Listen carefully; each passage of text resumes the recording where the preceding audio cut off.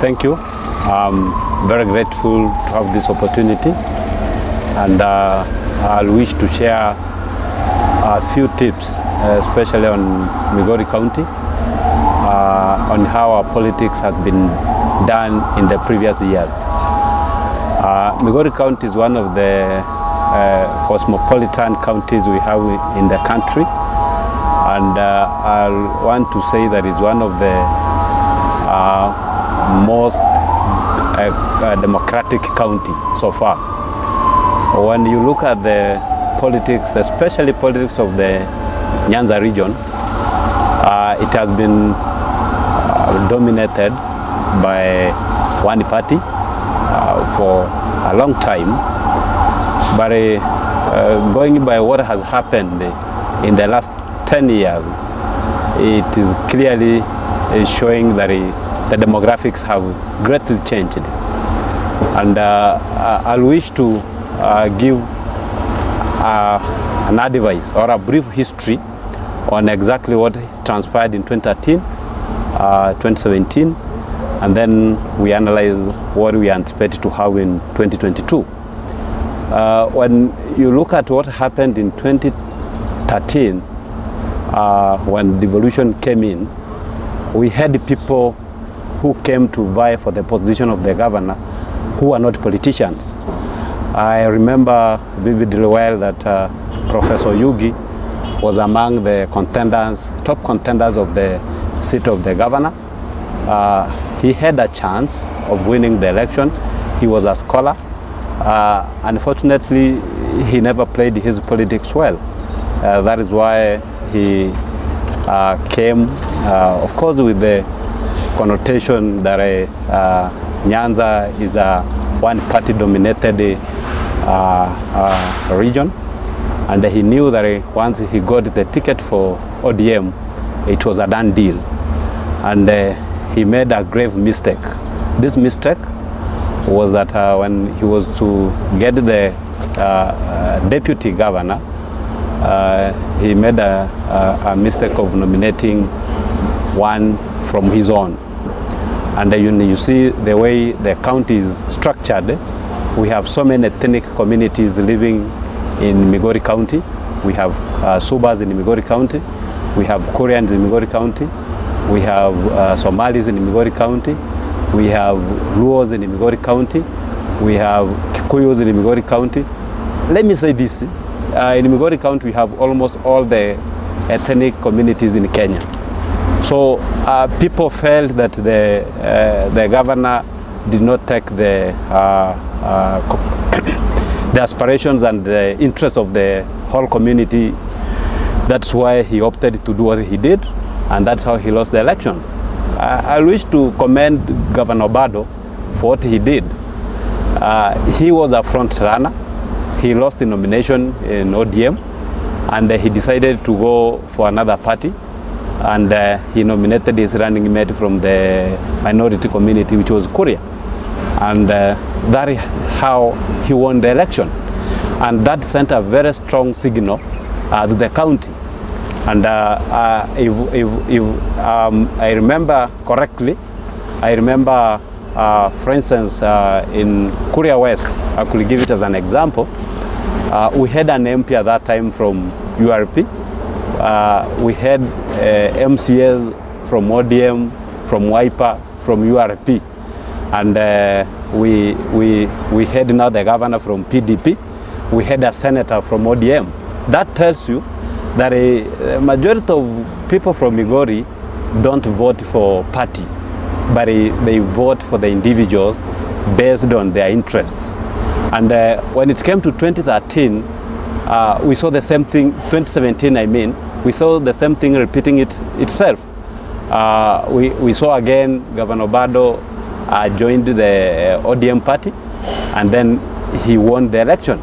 When you look at these other positions, again across the county, actually in Migori we have independent candidates who won an MP position. We have several MCAs who won on the parties that were not affiliated to NASA. Then when I critically analyze that, then that's why I see that majority of the people from Migori not necessarily follow the party position, but they follow their interest. Especially they look at the aspirants who tend to sell the agenda that relates well or resonates well with the community. And therefore, I'm foreseeing a situation where, again, 2022, almost people want to repeat the same mistake they did in 2013. There are those who perceive the region as a one-party region, but I want to demystify that and categorically state that that's not the position. And I wish to give free advice to the contenders, especially the top contenders for the position of the governor, to be very critical, very strategic, and go down to the ground, understand the problems that people are facing, so that they coil their message in a way that it resonates with them. But if somebody thinks that he is going to win this election because he has come with a party that is pre-assumed that is the dominant party in the region, that will be definitely a no-go zone for Migori. Therefore, I wish to state it categorically here that as time goes by, I'm very sure that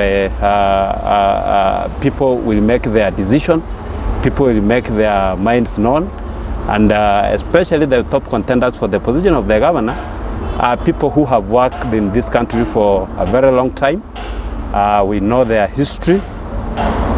Those who have track record, they can easily relate with it, and those who don't, people again know them very well. Therefore, we will not. I don't think people will have a very big problem wanting to make the decision who becomes their next governor. People have learned, people have known, people have realized that actually it is the county that matters when it comes to the development within the county. And the governor plays a very big role when it comes to how resources are distributed in the county, how the positions of the employment are given into the county, how effective service delivery is done. And therefore, I don't think we shall make the mistakes again of too much relying to what the party is saying, but what the individual will be saying. Therefore, my plea and my humble submission is that people need to be very strategic. People need to understand why we go to vote. People should be voting not on the basis of who the party leader has chosen or who the party has brought us, but vote for the person who understands the dynamics on the ground for the purpose of making sure that the community achieves its intended purpose of having good governance, service delivery to the people, and eventually making sure that the lives of the common mwananchi changes. Because the bottom line, that is the main reason or the agenda of devolution. One question, Mr. Moses. You have said in 2013, Obado, he gained more votes from the minority community, the Sub and the Koreans. As we speak now in 2022, we know the front runner, gubernatorial seat is between Pamela Adhiambo, women rep, and Achila Yako, who are from ODM. Who do you think will emerge the winner? It's still very early to answer that question. It's very early. I'm not very sure who is running only for the position of the governor currently, though we have seen people showing interest to be running for that position. Once the people get the tickets from their respective parties and they come out clearly, those who got the certificates, I think that's when now the position will be very clear on who stands a chance. But for now, I wish to put it differently. What I'm seeing is that people, as I've said earlier, majority of the people you have just mentioned are people who have been in public office for some time now. So it depends how during that time when those individuals were in the position that they were serving the public, how did they relate with the common mwananchi, especially from Migori? Now that I have said that Migori is a cosmopolitan, we have the Kuria community, who are the second majority in the county, and they feel to some extent that it's also their time to produce a governor in Migori County. Unfortunately, we have not seen anyone coming out strongly to seek for that position. As I've said again, it's still early. It's a matter of time. Let's wait and see. And what I'm sure of is that what will determine the next governor, it is his track record in public office, the time he or she served before coming to ask for this position. And if in any case we have a newcomer who may want also to run for the position of governor, let me say maybe a young man who has just completed school and he feels that he has the experience and the potential to run the county, then maybe at that time again we will look into it and give a comprehensive analysis at that time. But by now, as it stands, is that I've said that a majority of the contenders are people who have worked in this country. In fact, they ought to be going for retirement, but I don't know why they have a lot of interest wanting to still serve the people. But as we say, it's the people who decides. Once they come to the field, it is the people who will decide. If they choose to give them a chance again, well and good. And I think that will be determined by what they have done in the previous position they have served. Last question, Mr. Moses. Do you think Raila Odinga will endorse one candidate as he did in 2013 and we saw Governor Obado winning? Do you think he will make the same mistake this round?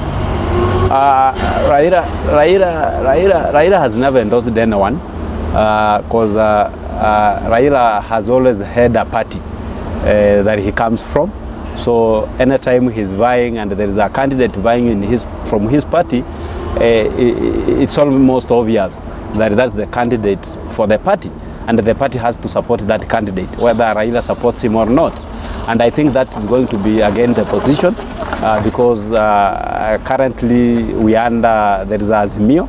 Raila is running under the umbrella of Azimio. Azimio has several parties in it, over 20 parties, and I think there are several people in who will be contesting, especially in Migori, under the Azimio umbrella. Therefore, I don't foresee a situation where the Right Honorable Raila Odinga will be endorsing any candidate for the position of the governor because the rest who will be vying in Azimio are still supposed to be his supporters. Therefore, I don't foresee that. Your parting shot before we call it a day? I want to invite people of Migori to closely monitor and closely follow the track record of their people who are offering for the various positions in the county. Look at their track records, look at what they intend to do for the people, criticize, analyze their manifestos, and make sure that come August 2022, they should have the right leaders who need to take the county to the next level. Thank you.